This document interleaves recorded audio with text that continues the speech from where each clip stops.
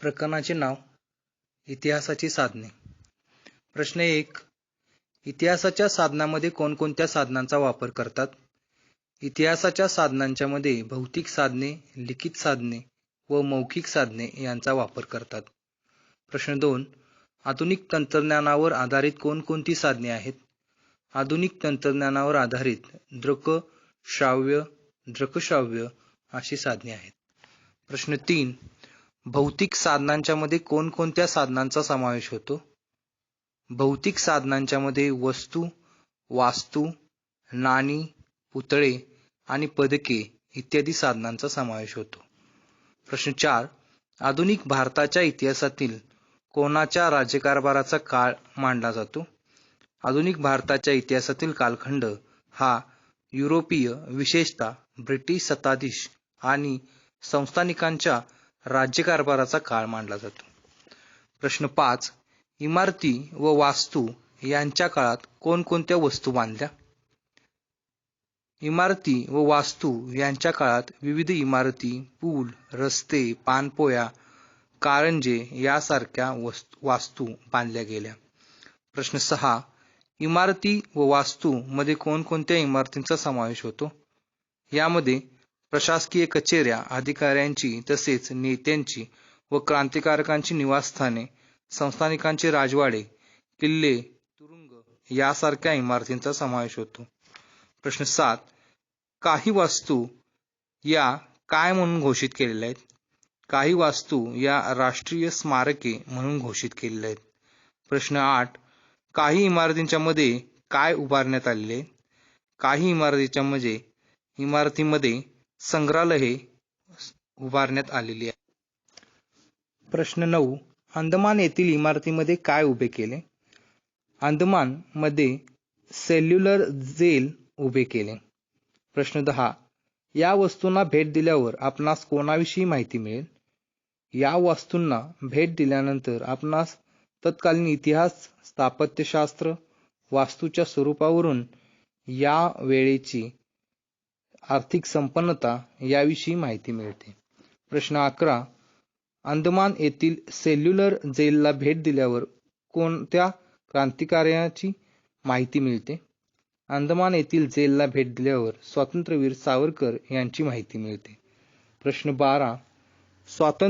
मुंबईतील मणी भवनाला किंवा वर्धा येथील सेवाग्राम आश्रमास भेट दिल्यानंतर कोणाच्या युगाच्या इतिहासाविषयी माहिती मिळते? सेवाग्राम आश्रमास भेट दिल्यानंतर गांधी युगाच्या इतिहासाविषयी माहिती मिळते. प्रश्न 13. इतिहासाच्या अभ्यासासाठी वास्तू संग्रहालयामधून कोणकोणत्या गोष्टींचे जतन केलेले असते? इतिहासाच्या अभ्यासासाठी वस्तू संग्रहालयामधून विविध वस्तू, चित्रे, छायाचित्रे यासारख्या विविध गोष्टींचे जतन केले जाते. प्रश्न 14. पुण्यातील आगाखान पॅलेस येथील गांधी स्मारके संग्रहालयात काय पाहावयास मिळते? पुण्यातील आगाखान पॅलेस येथील गांधी स्मारके संग्रहालयात आपणास महात्मा गांधींच्या वापरातील अनेक वस्तू, कागदपत्रे पाहावयास मिळतील. प्रश्न 15. कोणत्या काळात व्यक्तींची स्मारके पुतळ्यांच्या स्वरूपात उभारली आहेत? स्वातंत्र्यपूर्व व स्वातंत्र्योत्तर काळात अनेक व्यक्तींची स्मारके पुतळ्यांच्या स्वरूपात उभारली आहेत. प्रश्न 16. हे पुतळे कशाच्या दृष्टीने महत्त्वाचे आहेत? हे पुतळे आधुनिक भारताच्या इतिहासाच्या अभ्यासाच्या दृष्टीने महत्त्वाचे आहेत. प्रश्न 17. विविध पुतळ्यांच्यावरून आपल्याला त्या काळातील कोणत्या व्यक्तींची माहिती मिळते? विविध पुतळ्यांच्यावरून आपल्याला त्या काळातील राज्यकर्ते, समाजातील प्रतिष्ठित व्यक्ती यांची माहिती मिळते. प्रश्न 18. पुतळ्याच्या दर्शनी पाटीवर त्यांच्या संबंधित कोणती माहिती मिळते? पुतळ्याच्या दर्शनी पाटीवर त्यांच्या संबंधित व्यक्तीचे पूर्ण नाव, जन्ममृत्यूची नोंद, त्या व्यक्तीचे थोडक्यात कार्य, जीवनपट याविषयी माहिती मिळते. प्रश्न 19. कोणाच्या पुतळ्यांच्या प्रमाणे विविध घटनांच्या कोणत्या व्यक्तींबद्दल माहिती मिळते? महात्मा फुले, लोकमान्य टिळक, डॉ. बाबासाहेब आंबेडकर यांच्या पुतळ्याप्रमाणे विविध घटनांच्या स्मृतिप्रित्यर्थ उभारलेली स्मारके सुद्धा संबंधित घटना, घटनाकाळ, त्या घटनेशी निगडीत व्यक्तीबद्दल इत्यादी माहिती मिळते. प्रश्न 20. लिखित साधनांच्या मध्ये कोणकोणत्या बाबींचा समावेश होतो? लिखित साधनांच्या मध्ये पत्रव्यवहार, नियतकालिके, परदेशी व्यक्तींच्या नोंदी, वृत्तपत्रे, आत्मचरित्रे, चरित्र पुस्तके इत्यादी बाबींचा समावेश होतो. प्रश्न 21. वृत्तपत्रांच्या मधून आपल्याला कोणत्या घटनांच्या विषयी माहिती मिळते? आपल्याला वृत्तपत्रांच्या मधून समकालीन घटनांची माहिती मिळते. प्रश्न 22. समकालीन घटनांच्या बरोबर कोणत्या गोष्टी प्रसिद्ध होत असतात? समकालीन घटनांच्या बरोबर घटनेचे सखोल विश्लेषण, मान्यवरांची मतमतांतरे, अग्रलेख प्रसिद्ध होत असतात. प्रश्न 23. आपल्याला त्या काळातील कोणत्या गोष्टींची माहिती मिळते? आपल्याला त्या काळातील राजकीय, समाज, आर्थिक, सांस्कृतिक घडामोडींची माहिती मिळते. प्रश्न 24. स्वातंत्र्यपूर्व काळात कोणते वृत्तपत्र लोकजागृतीची साधने होती? स्वातंत्र्यपूर्व काळात ज्ञानोदय, ज्ञानप्रकाश, केसरी, दीनबंधू, अमृत बाजार पत्रिका यासारखी वृत्तपत्रे लोकजागृतीची साधने होती. प्रश्न 25. या वृत्तपत्रांच्याद्वारे आपल्याला कोणत्या विषयांचा अभ्यास करता येत असतो? या वृत्तपत्रांद्वारे आपल्याला ब्रिटिश सरकारची भारताविषयीची धोरणे, त्यांचे भारतावरील परिणाम याविषयींचा अभ्यास करता येत असे. प्रश्न 26. ब्रिटिश काळात वृत्तपत्रे कशी असत? ब्रिटिश काळात वृत्तपत्रे केवळ राजकीय नव्हे तर सामाजिक प्रबोधनाची साधने म्हणूनही काम करत होती. प्रश्न 27. विष्णुशास्त्री चिपळूणकर यांनी कोणत्या मासिकेतून लोकहितवादी उर्फ गोपाळ हरी देशमुख यांनी कोणत्या विषयावर भाष्य केले? विष्णुशास्त्री चिपळूणकर यांनी निबंधमाला या मासिकेतून लोकहितवादी उर्फ गोपाळ हरी देशमुख यांनी प्रभाकर या साप्ताहिकातून लिहिलेली शतपत्रे यातून विविध सामाजिक व सांस्कृतिक विषयावर भाष्य केले. प्रश्न 28. डॉक्टर बाबासाहेब आंबेडकरांनी 1920 मध्ये कोणते पाक्षिक सुरू केले? डॉक्टर बाबासाहेब आंबेडकरांनी 1920 मध्ये मूकनायक हे पाक्षिक सुरू केले. प्रश्न 29. डॉक्टर बाबासाहेब आंबेडकर यांनी हे पत्र आपल्या सहकाऱ्यांकडे का सोपवले? डॉक्टर बाबासाहेब आंबेडकर पुढील विद्याभ्यासाकरता इंग्लंडला गेल्यामुळे त्यांनी हे पत्र आपल्या सहकाऱ्यांकडे सोपवले. प्रश्न 30. डॉक्टर बाबासाहेब आंबेडकरांनी एप्रिल 1927 मध्ये कोणते पत्र सुरू केले? डॉक्टर बाबासाहेब आंबेडकरांनी एप्रिल 1927 मध्ये बहिष्कृत भारत हे पत्र सुरू केले. प्रश्न 31. डॉक्टर आंबेडकरांनी कोणासाठी बहिष्कृत भारत या पत्रातून लिखाण केले?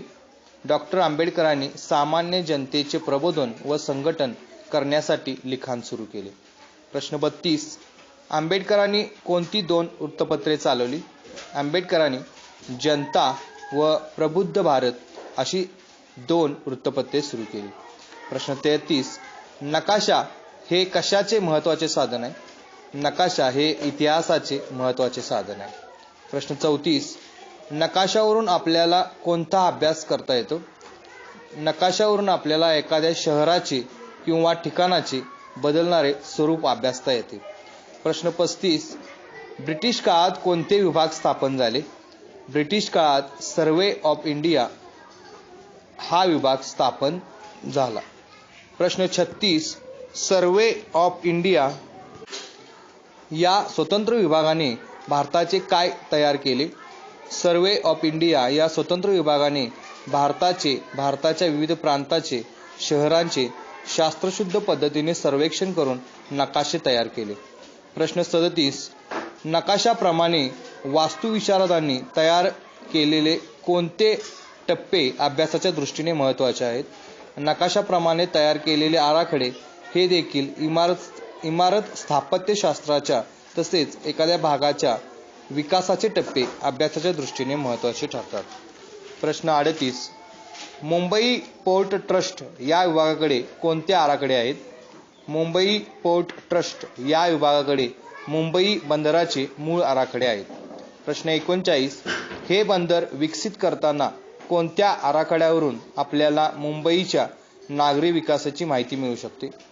हे बंदर विकसित करताना वास्तुविशारद आणि अभियंत्यांनी केलेल्या आराखड्यांवरून आपणास मुंबईच्या नागरी विकासाची माहिती मिळू शकते. प्रश्न 40, मौखिक साधनांच्या मध्ये कोणकोणत्या साधनांचा समावेश होतो? मौखिक साधनांच्या मध्ये लोकगीते, पोवाडे, लोककथा, प्रसंग वर्णने, मुलाखते, मेळे, जलसे, कलापथके, ओव्या, स्फूर्तिगीते इत्यादी साधनांचा समावेश होतो. प्रश्न 41, स्वातंत्र्य चळवळीच्या काळात कोणत्या रचना केल्या गेल्या? स्वातंत्र्य चळवळीच्या काळात स्फूर्तिगीतांची रचना केली गेली. प्रश्न 42, आज स्फूर्तिगीते कोणत्या स्वरूपात आहेत? आज स्फूर्तिगीते लिखित स्वरूपात आहेत. प्रश्न 43, स्फूर्तिगीतांमधून आपल्याला कोणत्या प्रेरणा मिळतात? स्फूर्तिगीतांमधून आपल्याला स्वातंत्र्यपूर्व काळातील परिस्थिती, स्वातंत्र्य आंदोलनामागील प्रेरणा याविषयी माहिती मिळते. प्रश्न 44, पोवाड्यांच्या मधून कोणती माहिती मिळते? पोवाड्यांच्या मधून ऐतिहासिक घटनांची तसेच व्यक्तीच्या कार्याविषयीची माहिती मिळते. प्रश्न 45, पोवाड्यांचा उपयोग कोठे केला जातो? पोवाड्यांचा उपयोग लोकांच्या मध्ये प्रेरणा, चैतन्य निर्माण करण्यासाठी उपयोग केला जातो. प्रश्न 46, कोणत्या घटनांच्या आधारित पोवाड्यांची रचना केलेली आहे? स्वातंत्र्य लढ्याप्रमाणे सत्यशोधक समाजाने पोवाड्यांच्या माध्यमातून केलेले शोषित वर्गातील जागृती, संयुक्त महाराष्ट्र लढा यासारख्या घटनांच्यावर आधारित पोवाड्यांची रचना केलेली आहे. प्रश्न 47, आधुनिक काळात तंत्रज्ञानाच्या विकासामुळे कोणत्या कलांचा विकास झाला?